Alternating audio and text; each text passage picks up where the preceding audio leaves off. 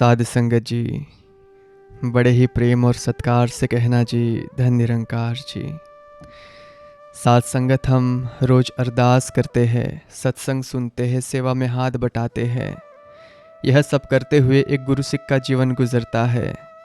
लेकिन साध संगत जी, कभी कभी मन में एक सवाल उठता है, एक बहुत ही मासूम सा सवाल कि हे मेरे मालिक, हे मेरे सदगुरु, मैं जो भी कर रहा हूँ क्या वह तेरे दर पर कबूल भी हो रहा है? क्या तू मुझसे राज़ी भी है? मन सबूत मांगता है साध संगत जी। मन एक तसल्ली चाहता है। प्रत्यक्षम किम प्रमाणम, प्रत्यक्ष को प्रमाण क्या। हम जानते हैं कि यह निरंकार जो जर्रे जर्रे में है, यह अंग संग है। एको ब्रह्म द्वितीयो नास्ति, वह एक ही है, दूसरा नहीं है। लेकिन हम इंसानों की तरह बोलता नहीं है, यह चिट्ठियाँ नहीं लिखता।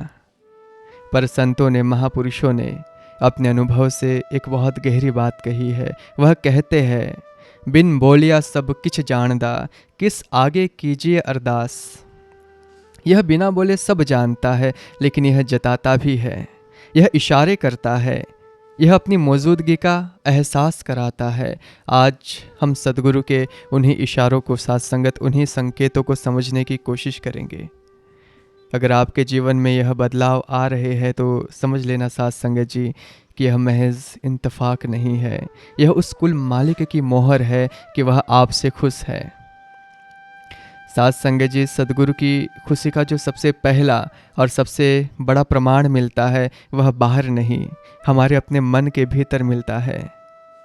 ज़रा अपने पुराने समय को याद कीजिए, जब हम ज्ञान लेने से पहले या फिर शुरुआती दिनों में सिमरन के लिए बैठते थे तो क्या होता था? तन तो बैठ जाता था, पर मन तो बाजार में घूमता था। हजारों ख्याल, कल की चिंता, भविष्य का डर, मन टिकता ही नहीं था। साथ संगत, गोस्वामी तुलसीदास जी ने भी कहा है कि कबहुक होय यह रहनी रहूंगो, कि कब मेरा मन शांत होगा।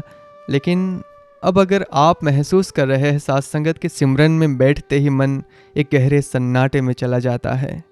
आपको विचारों को रोकने के लिए लड़ना नहीं पड़ता, बल्कि आंख बंद करते ही एक ठहराव आ जाता है, जिसे ऋषि चित्त वृत्ति निरोधा कहते हैं। तो मुबारक हो साथ संगत, यह सद्गुरु की प्रसन्नता की पहली निशानी है। अब जीवन में साथ संगत बड़ी से बड़ी मुश्किल आ जाए, पहाड़ टूट पड़े, लेकिन आप अंदर से नहीं हिलते। बाहर शोर है पर अंदर एक खामोशी होती है। जैसे समुद्र की लहरें ऊपर तो उछलती है साथ संगत, पर गहराई में पानी शांत रहता है। वैसे ही अवस्था एक गुरु सिख की हो जाती है। दुखे स्व अनुद्विग्न मनः, दुखों में भी जिसका मन विचलित नहीं होता। गुरुबानी में भी फरमान आता है साथ संगत कि मन जीते जग जीत। यह जीत अपनी ताकत से नहीं मिली साथ संगत जी, यह उस निरंकार के एहसास से मिली है।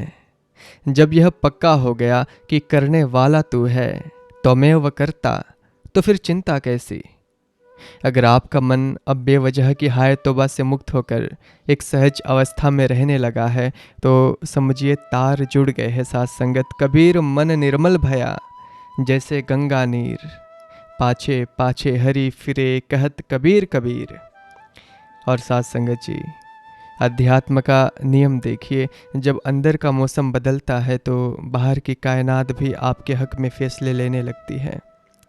यहीं से हमें मिलता है वह दूसरा अद्भुत संकेत साथ संगत। जब मन टिक गया तो अगला चमत्कार यह होता है कि परिस्थितियाँ आपके पक्ष में होने लगती है। इसे दुनिया किस्मत कहती है साथ संगत, पर भक्त इसे रहमत कहता है। क्या कभी आपके साथ ऐसा हुआ?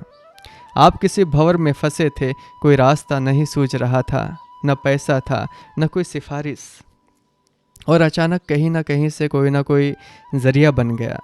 वह काम जो नामुमकिन लग रहा था, वह मक्खन की तरह हो गया। साथ संगत, यह एक बहुत बारीक बात है जो एक संसारी और गुरु सिख में फ़र्क करती है। गौर फरमाइएगा साथ संगत कि काम तो दुनिया वालों के भी बनते हैं, लेकिन वह जुगाड़ लगाते हैं, हाथ फैलाते हैं, लोगों की खुशामद करते हैं। लेकिन सदगुरु जिससे खुश होता है वह भक्त मांगता नहीं है। कबीर साहब ने कितना सुंदर कहा है, साधु भूखा भाव का, धन का भूखा नहीं।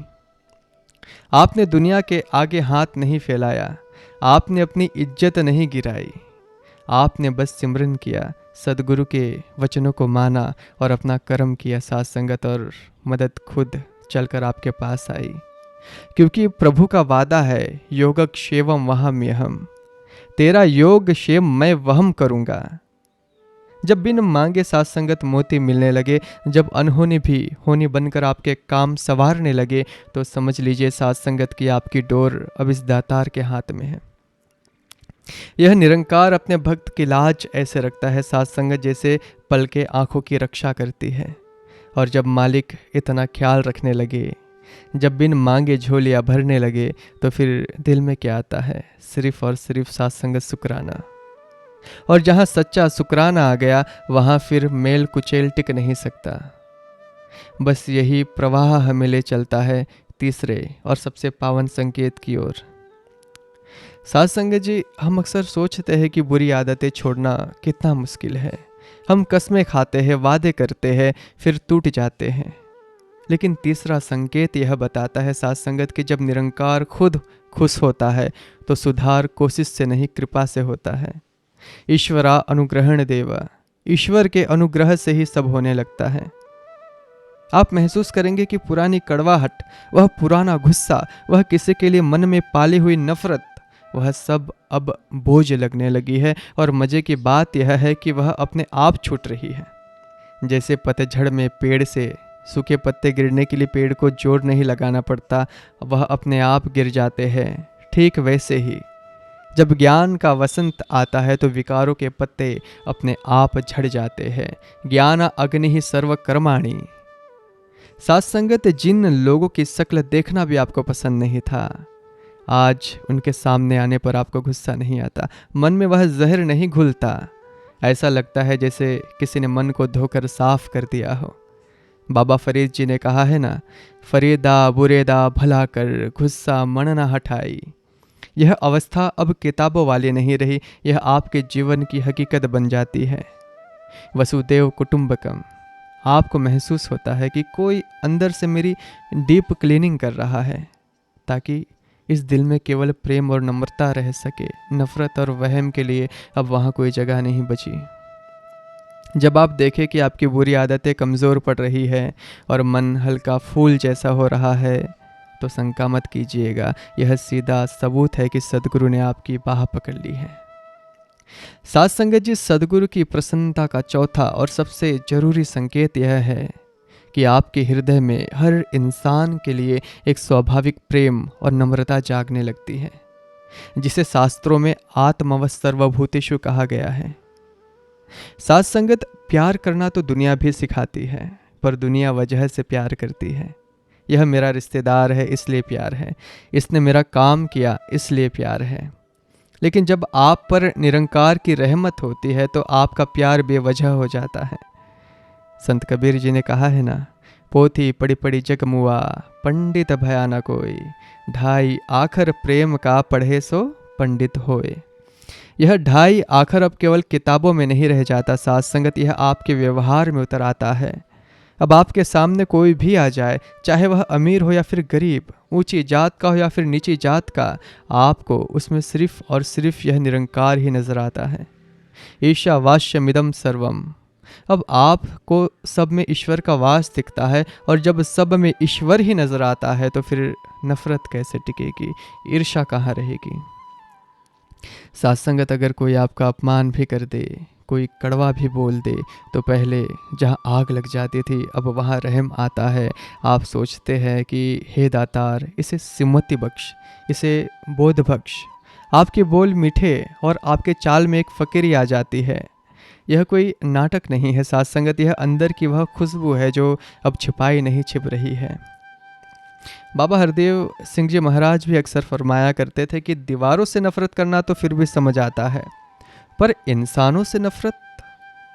पर यह बात जब दिल में घर कर जाती है साथ संगत, तो आप हर एक को झुककर नमस्कार करते हैं, क्योंकि आपको पता है कि सामने वाला भी इसी नूर का हिस्सा है।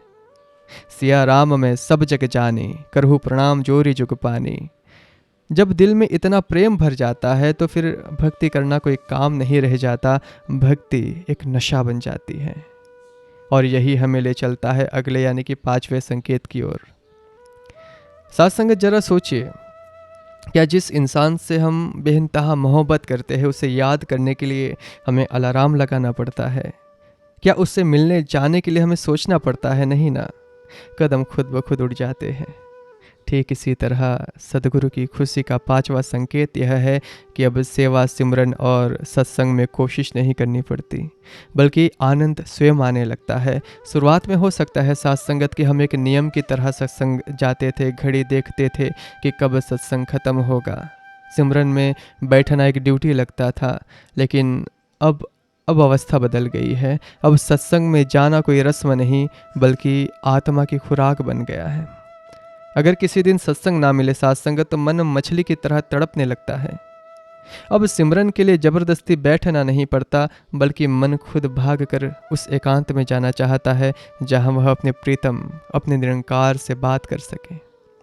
मीराबाई जी ने क्या कहा था?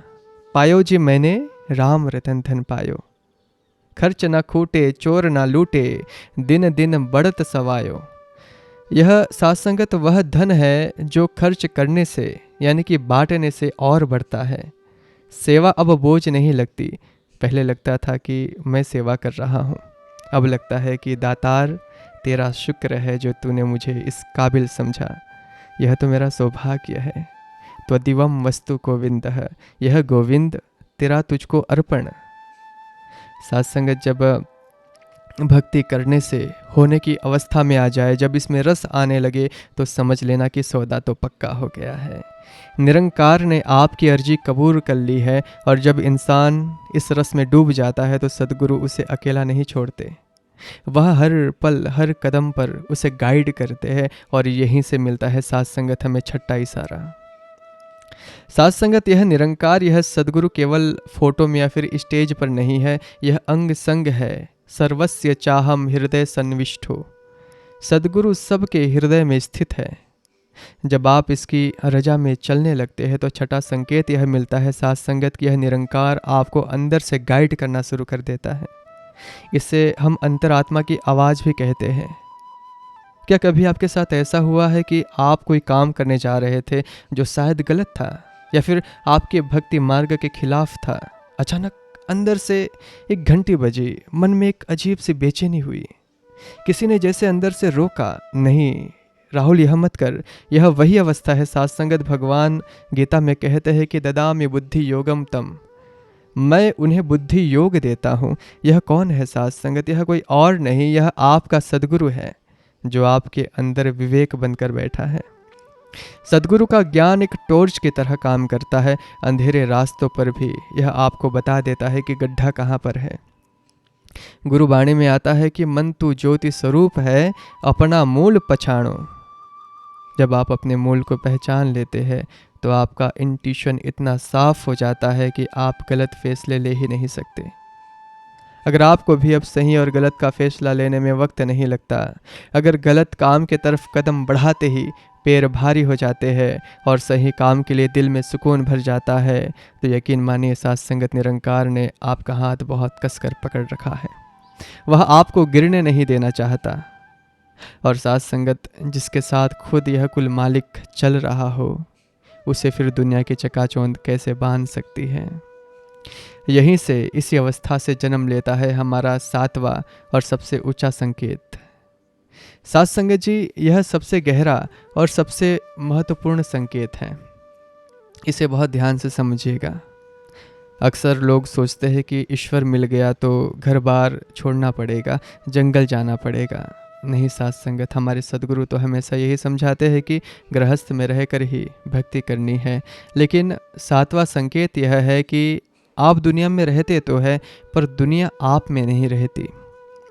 इसे कहते हैं कमल के फूल की तरह जीना।